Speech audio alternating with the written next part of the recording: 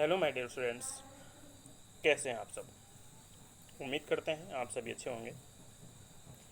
तो last video में हमने पढ़ा पार्लियामेंट के क्या फंक्शन होते हैं और लोकसभा का क्या फंक्शन होता है।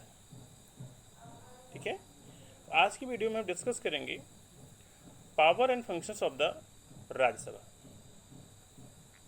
ठीक है, तो सबसे पहले power end of Rajya Sabha can be studied in the following terms.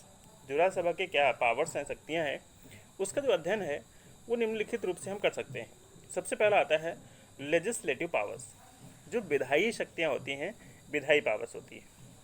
Okay, in addition to Lok Sabha, Lok Sabha के साथ साथ तो Rajya Sabha also deals in law making process. कानून बनाने की जो प्रक्रिया होती है उसमें राज्यसभा भी वर्क करती है लोकसभा के साथ साथ। Both the Lok Sabha and Rajya Sabha are provided equal powers. दोनों ही राज्यसभा और लोकसभा दोनों के ही बराबर इक्वल पावर्स दिए गए हैं। ठीक है, by the constitution regarding non financial bill, जो नॉन फाइनेंशियल बिल होते हैं, ठीक है, अवित्तीय, उससे संबंधित जो पावर्स होती हैं लोकसभा और राज्यसभा को, वो दोनों ही बराबर दी गई है।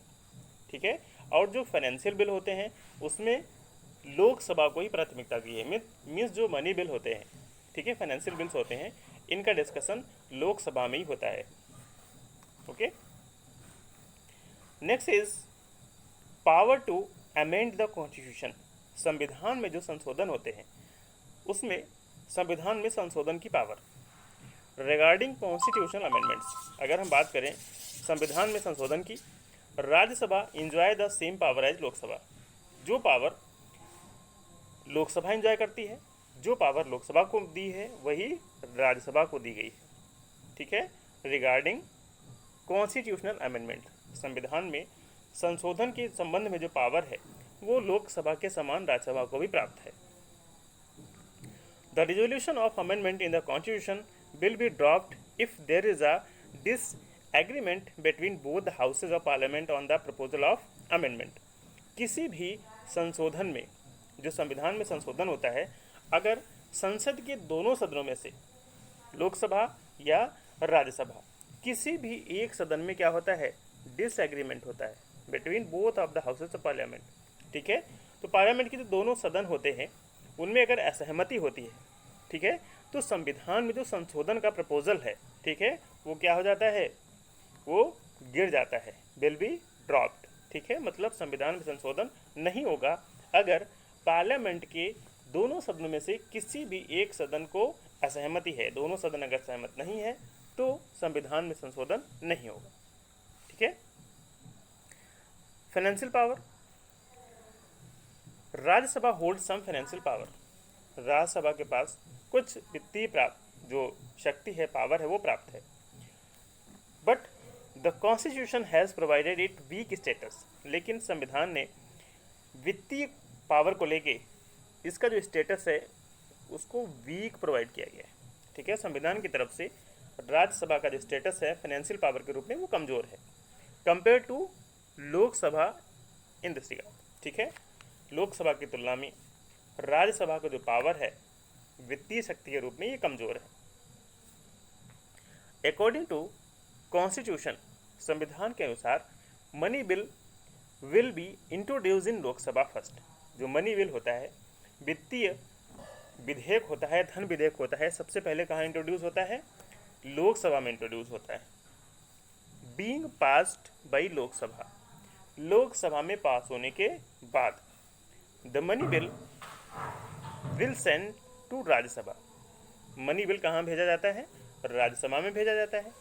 Where it can be contemplated for maximum 14 days.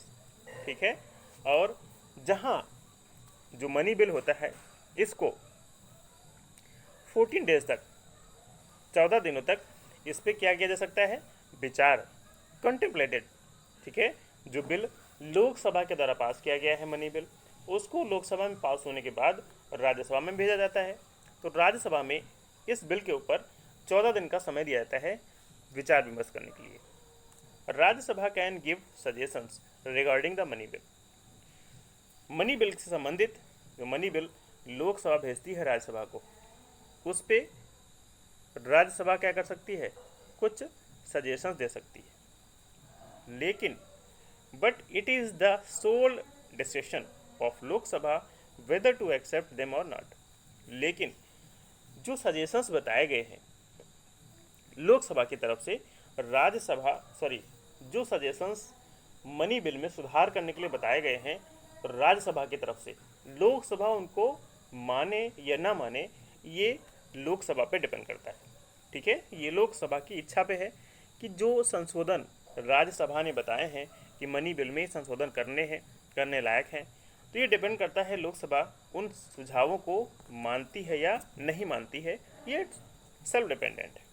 ठीक है, तो मनी बिल के पक्ष में हम कह सकते हैं कि राज्यसभा को ना के बराबर शक्तियां प्राप्त हैं। एग्जीक्यूटिव पावर, कार्यपालिका की powers. In the parliamentary system of governance का जो पार्लियामेंट्री सिस्टम है, संसदात्मक शासन है, the cabinet is only accountable for the popular house of parliament का जो लोकप्रिय सदन है, उसके लिए जो मंत्रिपरिषद होता है, कैबिनेट होता है, वो जवाबदेह होता है, उत्तरदायी होता है। So in India the cabinet is the collectively responsible to Lok Sabha. इसलिए भारत में सामूहिक रूप से जो मंत्रिपरिषद होता है वो लोकसभा के प्रति उत्तरदायी होता है, बट नॉट टू राज्यसभा। ठीक है, जो मंत्रिमंडल होता है, मंत्रिपरिषद होता है भारत में, वो लोकसभा के लिए उत्तरदायी होता है, ना कि राज्यसभा के लिए। Member of Rajya Sabha can ask question and supplementary questions to ministers and also criticize them, but they have no power to remove the minister by using non confidence motion। ठीक है, तो राज्यसभा के जो मेंबर्स होते हैं, सदस्य होते हैं, वो उनसे क्या कर सकते हैं, क्वेश्चन पूछ सकते हैं। ठीक है, उनसे सप्लीमेंट्री क्वेश्चन पूछ सकते हैं, पूरक क्वेश्चन पूछ सकते हैं। ठीक है, और उनको क्रिटिसाइज भी कर सकते हैं, उनकी आलोचना भी कर सकते हैं, लेकिन but they have no power, लेकिन उनके पास ये पावर नहीं है कि वो नॉन कॉन्फिडेंस, जो अविश्वास प्रस्ताव होता है, वो लाएं और मंत्रियों को उनके पद से हटा दें। तो मंत्रियों को उनके पद से हटाने का अधिकार राज्यसभा के जो चुने हुए सदस्य होते हैं उनके पास नहीं है। वो लोकसभा के सदस्यों से, जो मंत्री हैं, मंत्रिपरिषद से क्वेश्चन पूछ सकते हैं, पूरक क्वेश्चन पूछ सकते हैं, सप्लीमेंट्री क्वेश्चन पूछ सकते हैं। ठीक है, उनको क्रिटिसाइज कर सकते हैं, उनकी आलोचना कर सकते हैं, लेकिन वो उनके पद से हटा नहीं सकते। ठीक है, राज्यसभा के सदस्य लोकसभा के जो सदस्य होते हैं, मंत्रिपरिषद के सदस्य होते हैं, उनको हटा नहीं सकते। मिसलेनियस पावर, कुछ मिलीजुली पावर्स होती हैं। Apart from above mention power, जो ऊपर शक्तियां बताई गई हैं, इनके अलावा Rajya Sabha hold some other powers too. Rajya Sabha के पास कुछ और पावर्स भी होती हैं, which it exercise collectively with Lok Sabha, जो सामूहिक रूप से लोकसभा के साथ मिलकर उन पावर्स का इस्तेमाल करती है। These powers and functions are as follows, ये पावर और फंक्शंस निम्नलिखित हैं। फर्स्ट पॉइंट है, elected members of Rajya Sabha take part in the election of the president. आपने पढ़ा ऊपर, राज्यसभा के जो चुने हुए सदस्य होते हैं, ठीक है, तो ये क्या करते हैं, take part in the election of the president, ये राष्ट्रपति के चुनाव में हिस्सा लेते हैं। Elected members of Rajya Sabha together with elected members of Lok Sabha elect the vice president, और राज्यसभा के चुने हुए सदस्य लोकसभा के सदस्यों के साथ साथ वाइस प्रेसिडेंट का चुनाव भी करते हैं। Rajya Sabha along with the Lok Sabha can impeach against the President, the judges of Supreme Court and some of its official। और राज्यसभा लोकसभा के साथ मिलके, मीन्स जो राज्यसभा के सदस्य होते हैं और लोकसभा के सदस्य होते हैं, ये मिलके क्या कर सकते हैं, can impeach against the President, the judges of the Supreme Court and some of the its official। ये क्या कर सकते हैं, जो राष्ट्रपति होता है, सर्वोच्च न्यायालय के न्यायाधीश होते हैं और कुछ पदाधिकारी होते हैं, उनके खिलाफ महाभियोग ला सकते हैं। ठीक है, राज्यसभा और लोकसभा मिलके। The motion of such impeachment can only the considered passed when both the houses accept. और ये जो मोशन होता है, महाभियोग होता है, ये प्रस्ताव तभी पास हो सकता है जब दोनों ही जो सदन होते हैं, ठीक है, बोथ हाउसेस एक्सेप्ट इट, जब दोनों ही सदन इसको स्वीकार कर लेते हैं। The Rajya Sabha is collaboration with Lok Sabha can pass a proposal with a majority to remove the vice president from his post। Rajya Sabha Lok Sabha के साथ मिलके बहुमत से जो प्रस्ताव पास होता है उपराष्ट्रपति को उसके पद से हटा सकते हैं, ठीक है। राज्यसभा और लोकसभा मिलके एक बहुमत से प्रस्ताव लाते हैं और उपराष्ट्रपति को उनके पद से हटा सकते हैं। लेकिन but the proposal for removal of vice president goes to the Lok Sabha after passing in Rajya Sabha at first. लेकिन उपराष्ट्रपति को पद से हटाने का जो प्रपोजल होता है, प्रस्ताव होता है, ये पहली बार राज्यसभा में ही पारित होता है, ठीक है। उसके बाद लोकसभा के पास जाता है, ठीक है। वाइस प्रेसिडेंट को हटाने का जो प्रपोजल होता है पहले लोकसभा में पास होता है, पहले राज्यसभा में पास होता है, फिर लोकसभा में जाता है। If emergency is to be applicable for more 1 month, अगर 1 माह से अधिक जो अवधि होती है आपातकाल लागू रखना हो, इमरजेंसी अगर लागू रखनी हो, then this type of proposal should be approved by both Lok Sabha and Rajya Sabha. तो जो इस प्रकार का प्रस्ताव होता है, प्रपोजल होता है, इसको किसके द्वारा अप्रूव किया जाता है? लोकसभा और राज्यसभा दोनों के द्वारा, with their special majority separately. इनके विशेष बहुमत से अलग अलग ये सिद्ध किया जाता है, अब इसको अप्रूव किया जाता है। कुछ विशेष पावर्स होती हैं, special powers. Rajya Sabha hold 2 other powers also. Rajya Sabha के पास 2 दूसरी पावर्स होती हैं, which are not with Lok Sabha and these can exercise only by the Rajya Sabha. 2 विशेष पावर्स राज्यसभा को प्राप्त हैं जो लोकसभा के पास नहीं है, ठीक है। This kind of power belong to the federal structure of the country. और ये जो पावर्स हैं कौन सी हैं? This kind of power belong to the federal structure of the country and Rajya Sabha being sole representative of the states has following kinds of powers, ठीक है। ये जो विशेष अधिकार हैं, विशेष पावर्स हैं, इनका अकेले राज्यसभा यूज करती है। और देश का जो फेडरल सिस्टम है, संघीय ढांचा है, ठीक है, उसके लिए ये राज्यसभा को एक अधिकार प्राप्त है और राज्यसभा का ये प्रतिनिधि होता है, ठीक है, क्योंकि यहाँ पे राज्यों से चुने हुए सदस्य आते हैं, ठीक है। इस प्रकार इसको कुछ शक्तियाँ प्राप्त हैं। अकॉर्डिंग टू आर्टिकल 249, अधिनियम 249 के तहत Rajya Sabha can declare any subject of state list as of national importance by 2/3 majority of the present and participating member of the house. जो आर्टिकल 249 है उसके अनुसार राज्यसभा में जितने भी मेंबर्स उपस्थित होते हैं, ठीक है, या जो भाग लेते हैं वोटिंग सिस्टम में, ठीक है, उनके सदस्यों का जो बहुमत होता है, मेजॉरिटी 2/3, ठीक है। तो जो सब्जेक्ट लिस्ट है, राज्य की सूची में कुछ विषय शामिल हैं, उनका राष्ट्रीय महत्व का जो विषय होता है वो घोषित कर सकती है, ठीक है। राज्य में आपने पढ़ा एक कंकरेंट लिस्ट होती है, यूनियन लिस्ट होती है और स्टेट लिस्ट होती है। तो स्टेट लिस्ट में वे वर्क मेंशन होते हैं जिनको स्टेट गवर्नमेंट ही करवाती है, ठीक है। तो उन वर्क में से कोई ऐसा वर्क जिसको राष्ट्र हित का वर्क माना जाए, तो उस वर्क को राष्ट्र हित का वर्क सिद्ध करने के लिए राज्यसभा उसके लिए मेजॉरिटी लाती है, बहुमत लाती है, और उस लिस्ट में वर्क मेंशन है उसको राष्ट्रीय हित का वर्क घोषित करती है, ठीक है। उसका राष्ट्रीय इंपॉर्टेंस है, राष्ट्रीय महत्व है। तो ये जो राइट है किसको प्राप्त है? ये राज्यसभा को।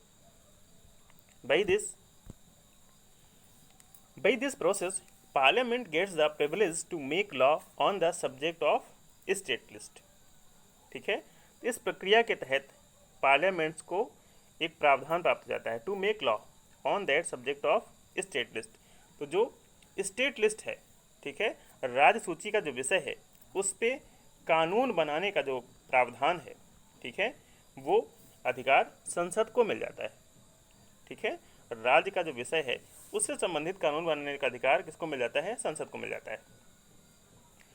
According to article 312 of the constitution, संविधान का आर्टिकल जो 312 है उसके तहत Rajya Sabha can give the power to central government for creating new all India service by passing a resolution with 2/3 majority of it. एक संविधान का अनुच्छेद है 312, उसके तहत जो राज्यसभा है वो 2/3 बहुमत से प्रस्ताव पास करती है, ठीक है, प्रपोजल को पास करती है, और उसके लिए जो नई सेंट्रल गवर्नमेंट की ऑल इंडिया सर्विसेज है, ठीक है, भारत की, उनको स्थापित करने का जो अधिकार है वो केंद्र सरकार को दे सकती है। ठीक है, तो दो विशेष पावर प्राप्त है राज्यसभा को। ठीक है, एक तो कोई भी राज्य के विषय संबंधित जो लिस्ट है, राज्य का कोई भी कानून है या विषय है, उसको वो राष्ट्रीय स्तर का इम्पोर्टेंस कर दे, और दूसरा आर्टिकल 312 के तहत राज्यसभा कोई पावर है जो दूसरे अखिल भारतीय सेवाएं हैं उनको स्थापित करने का जो अधिकार है, ठीक है, वो किसको दे सकती है? सेंट्रल गवर्नमेंट को दे सकती है। एग्जीक्यूटिव, कार्यपालिका। The second part of the government is executive. सरकार का जो दूसरा अंग है वो एग्जीक्यूटिव, कार्यपालिका है। तो सबसे पहले आता है द प्रेसिडेंट, राष्ट्रपति। There is a provision in the article 52 of Indian constitution. भारतीय संविधान के अनुच्छेद 52 में एक प्रावधान है, प्रोविजन है, that there will be a president of India, कि भारत में क्या होना चाहिए? एक राष्ट्रपति होना चाहिए।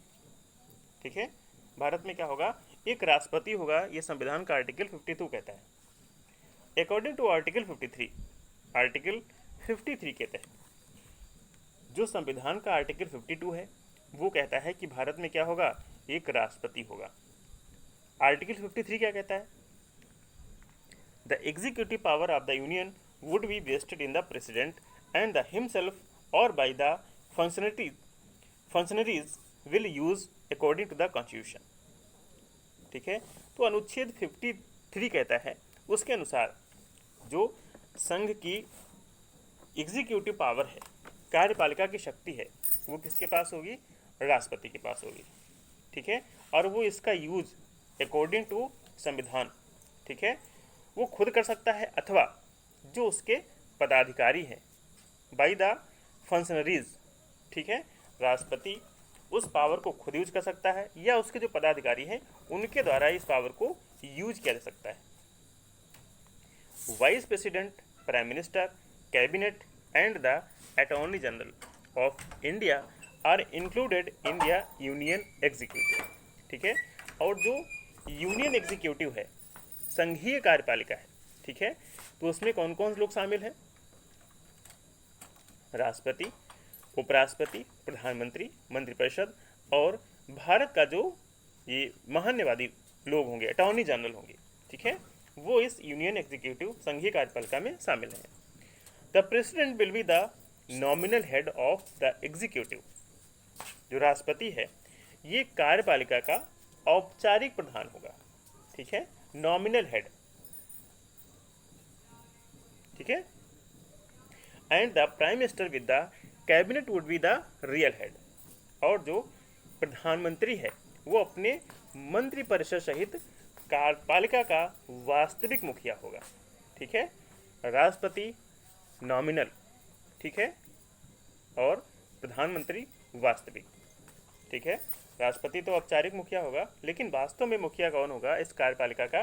प्रधानमंत्री होगा अपने मंत्रिमंडल के साथ में। The head of the executive, ये जो कार्यपालिका है इसका मुखिया in Indian union in known as the president. ठीक है, भारतीय संघ की इस कार्यपालिका का जो मुखिया होगा उसको प्रेसिडेंट कहा जाएगा, उसी को राष्ट्रपति कहा गया है। India has adopted parliamentary system similar to Britain. भारत में जो पार्लियामेंट्री सिस्टम है वो ब्रिटेन के जैसा है। जैसा ब्रिटेन का संसाधनात्मक व्यवस्था है वैसा ही भारत का भी है। In which the statutory head and the actual head of the executive are two different people, जिसमें जो कार्यपालिका का एक प्रधान होता है, एक वैधानिक प्रधान होता है और दूसरा वास्तविक। ठीक है, जो कार्यपालिका के दो प्रधान हैं, विच the statutory head and the actual head. ठीक है, एक तो इसका कैसा प्रधान है, वैधानिक, और दूसरा वास्तविक। The president is the statutory head, और जो वैधानिक प्रधान है वो कौन होता है, प्रेसिडेंट होता है, राष्ट्रपति होता है, of the executive of Indian union, भारतीय संघ की जो कार्यपालिका है इसका वैधानिक जो हेड होता है वो राष्ट्रपति होता है। Where he holds position similar to the British king, जहां उसकी जो पोजीशन है, पद है, वो ब्रिटिश के सम्राट के जैसी होती है। Qualification for the post of the president, राष्ट्रपति की जो पोस्ट होती है, पद होती है, उसके लिए क्या क्या क्वालिफिकेशन, क्या क्या योग्यताएं होनी चाहिए। इन द कॉन्स्टिट्यूशन ऑफ इंडिया, भारतीय संविधान में फॉलोइंग क्वालिफिकेशन आर डिटरमाइंड, निम्नलिखित जो योग्यताएं हैं वो निर्धारित की गई हैं, निश्चित की गई हैं। To get elected on the post of the president, राष्ट्रपति के पद पे बनने के लिए, निर्वाचित होने के लिए निम्नलिखित क्वालिफिकेशंस जो हैं वो उनको बताया गया, निर्धारित किया गया है। कौन कौन सी qualification? He must be the citizen of India, वो भारत का नागरिक होना चाहिए। He has completed 35 years of age or above, और उसने 35 साल या इससे अधिक किया हो। ठीक है, 35 साल पूरी कर ली हो या इससे अधिक का हो। He hold the qualification to become a member of Lok Sabha, और उसकी इतनी योग्यता हो कि वो लोकसभा का सदस्य निर्वाचित हो सके। ठीक है, लोकसभा का सदस्य बनने की योग्यता रखता हो। Apart from that, if a person hold office of profit under government of India, इसके अलावा ऐसा कोई भी व्यक्ति जो भारत सरकार, राज्य सरकार या किसी स्थानीय सरकार के अंतर्गत कोई भी पदाधिकारी है, ठीक है, या कोई लाभ ले रहा है किसी भी राज्य में, लोकल और other authority can not be constant for the post of the president, तो वो राष्ट्रपति पद का उम्मीदवार नहीं हो सकता है। The president of India won't be a member of parliament of India or any state of legislative assembly, और जो भारत का राष्ट्रपति है वो किसी भी जो भारतीय संसद है अथवा राज्यों के जो विधानमंडल है उनमें से किसी का भी सदस्य नहीं होगा। ठीक है।